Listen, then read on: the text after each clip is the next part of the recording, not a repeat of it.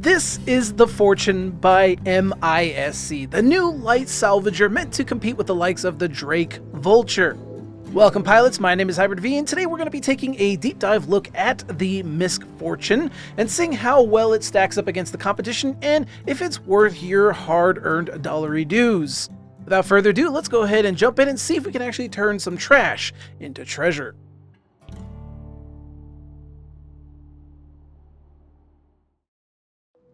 The Fortune is essentially a retooled prospector, being almost identical in size, height, and length, being that it is basically the same chassis. That being said, of course, the Fortune is fully tuned towards salvaging, whereas the prospector is tuned towards mining.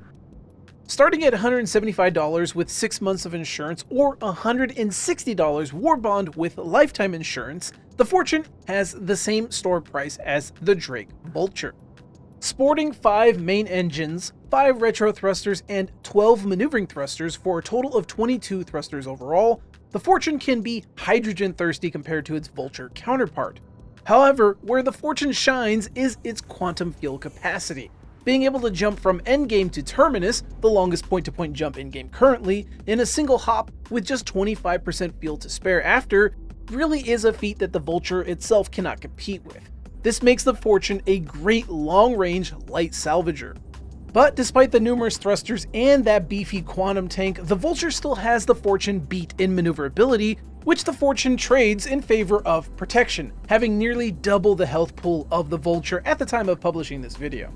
The Fortune's business end sports 2 size 1 guns, and well, let's be real, you won't be dogfighting in this thing anytime soon. So those guns are mostly for self-defense in a desperate scenario, or if you want to use them to bully a light AI ship into being its next meal.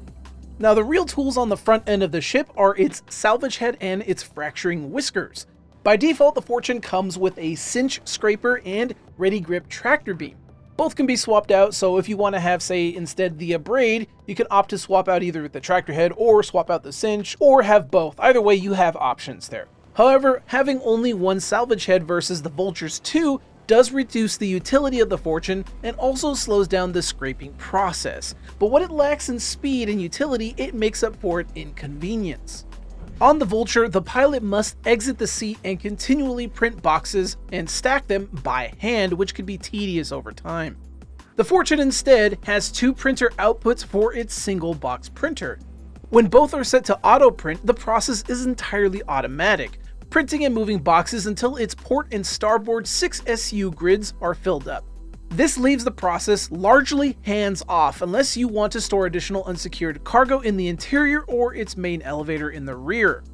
And how does that actually work out? Well, the Vulture itself can store around 39 SCUs worth of cargo, so that means about 12 locked down in the grid and about 11 to 13 that can be stacked in the interior unsecured, with an additional 13 SCU within the printer buffer. Compare that with the Fortune, which can hold about 12 on the exterior grids, 18 on the interior, give or take, and 13 in the buffer, so you can get just about 43 SCUs of storage if you have the patience to set it up. Alright, we've talked about the business end and the exterior of the Fortune. Let's actually take a look inside now.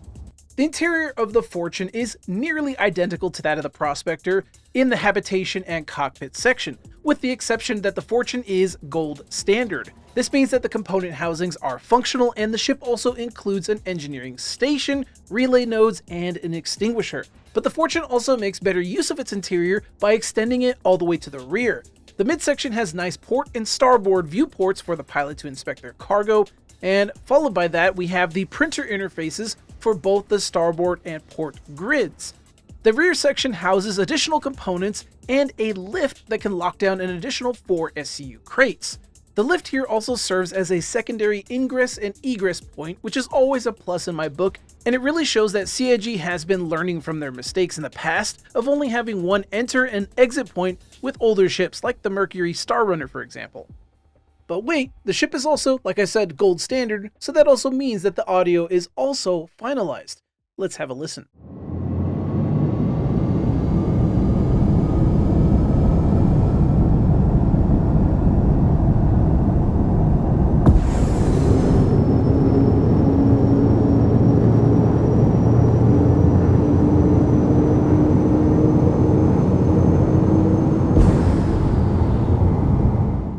So with that being said, is the Fortune worth the money?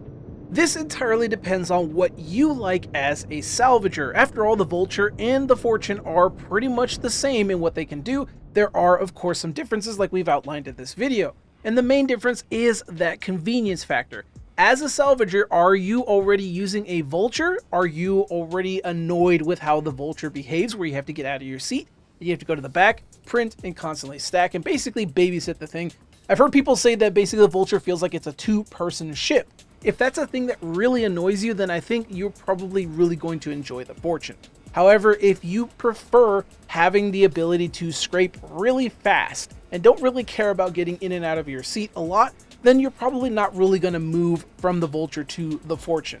Alright, there's also a couple of other considerations to make. For one, the Vulture has been known to take advantage of stealth components, as some salvagers don't like to be spotted while they're doing their business out in the yellow asteroid fields or wherever they're at. And putting stealth components can be a really handy way of keeping your SIGs low, because remember, both the Vulture and the Fortune are both prey ships. They're designed to be locked in on their tasks, and it can be really easy for someone to basically get the jump on you and take you down and take your stuff. So putting stealth components on your Vulture can be really handy for ensuring that someone will completely bypass you and miss you as they try to look for juicy targets in the asteroid belts or wherever you're at. Contrast that with the Fortune, and unfortunately, pun intended, it has a 50% negative modifier to its actual emissions output. What that means is that it has a 50% higher output for all emissions. That includes EM, IR, and the cross-section outputs. You can put stealth components on it, of course, however, it's not going to be nearly as good as the Vulture, with its cross-section being the biggest culprit when it comes to its emissions output. So you can, it's just not as good as the Vulture, so that is something to consider. So if you're someone who likes to stealthily salvage stuff and you just don't want to be bothered, it could be worth just sticking with the Vulture.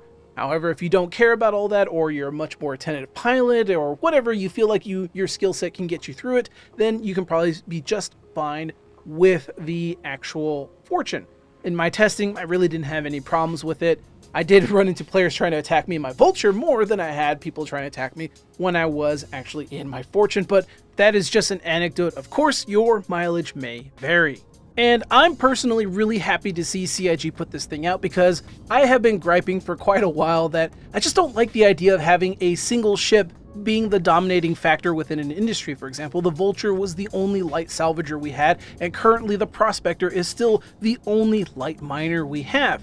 And having these ships be competitive, even though they operate within the same role, makes the world feel much more believable. After all, there is no one manufacturer that's necessarily going to dominate the entire market for light mining. If this was a real market, I'm sure there would be other manufacturers out there chomping at the bit to get some of that market share. And in gameplay terms, all it really means for us is if you have a specific playstyle that you want to adhere to, some ships are going to be better than others at it. But no one ship is going to be essentially the meta. Instead, it's really just going to come down to Coke and Pepsi. Or more specifically, how you play. So for example, I have a Vulture, and now I have the Fortune, and I am not really certain whether I want to get rid of one over the other. So when 4.0 launched, I liked using the Vulture to basically just get in quick and salvage PvP wrecks. So what I would do is I would go to a lot of the admin bases, I would find dead Polarises or dead Hornets or whatever. A lot of people would have Ardors on their ships, or they would have even NDBs, because some people actually had executive ships that they would do PvP in, and some of them would be destroyed. And my favorite thing to do would go in my Vulture, would be scraping them as quickly as I could and also taking their guns and putting them in the back of my hold. And the benefit of having the Vulture was that I could put stealth components, and I could also move very fast with it, because it has really good acceleration for its size. But now with the Fortune, I probably won't be doing that. However, if I was ever in an org operation where I have a lot more protection and time on my side, I probably would stick with the Fortune, because I can just hold a lot more RMC and construction materials. The right tool for the right job. So here's hoping that CIG will make additional competitive ships for each individual competitive industry. I really am looking forward to seeing what else they're going to make. Alright folks, that's it for me today, talking about the MISC Fortune, the new light salvager from the human Xion hybrid manufacturer. I'm going to go ahead and close out this video showing you guys the paints currently for the Fortune, if that is something that interests you. If you did indeed enjoy this video, please leave a like, as it really does help out the channel. And of course, if you want to watch more videos like this and much more down the line, be sure to subscribe as well. And if you want to go ahead and support the channel and the work that I do here, please consider becoming also a channel member like these fine folks right here on the screen, whose contributions help me immensely when it comes to getting these videos out to you all. But until next time, folks, fly safe, and I'll see you all in the black. Let's check out those paints.